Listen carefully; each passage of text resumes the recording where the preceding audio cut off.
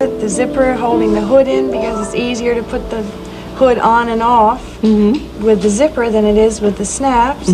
Then there's zippers up the side so that the jacket will fit tightly around the hips, keeping that straight, sleek look that it should have. And very often you'll find a zipper hidden in the arm.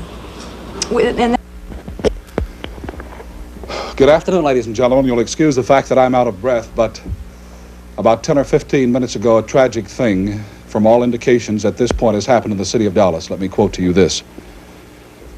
And you'll excuse me if I am out of breath. A bulletin. This is from the United Press, from Dallas.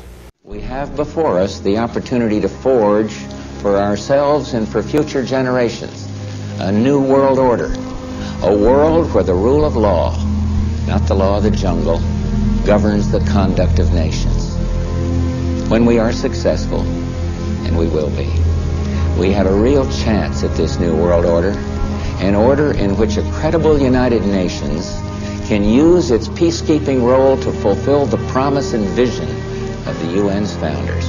And after 1989, President Bush said, and it's a phrase that I often use myself, that we needed a new world order, and instead it looks like we got a lot of disorder. We still, and after 9/11, we've been more central. But it is the awareness itself that will drive the change. And one of the ways it will drive the change is through global governance and global agreements. Now, much has been said by the Secretary of State and others about the New World Order, about a defining moment in history. I have no doubt about the potential of this moment to be defining in terms of history. But that definition can be negative as well as positive. And how negative or positive it will be will depend on what kind of new world order we really create. As I've told you before, because I love it so much, they also created the Great Seal of the United States. And that Great Seal of the United States has on it, Novus Order Seclorum, a new order for the centuries, for the ages, forever.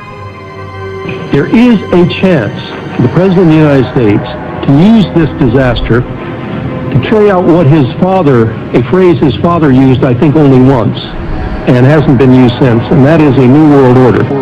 It is not our common beliefs that have brought us together here, but our common interests and our common hopes.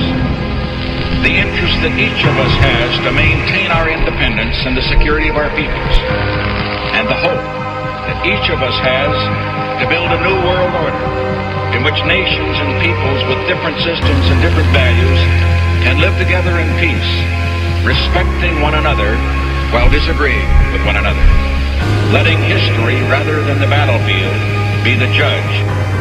The transatlantic partnership was never just the foundation of our security. It was the foundation of our way of life. It was forged in experience of the most bitter and anguished kind. Out of it came a new Europe, a new world order. I think the new world order is emerging, and with it the foundations of a new and progressive era of international cooperation. We have resolved that from today we will together manage the process of globalization to secure responsibility from all and fairness to all. And we've agreed that in doing so, we will build a more sustainable and more open and a fairer global society.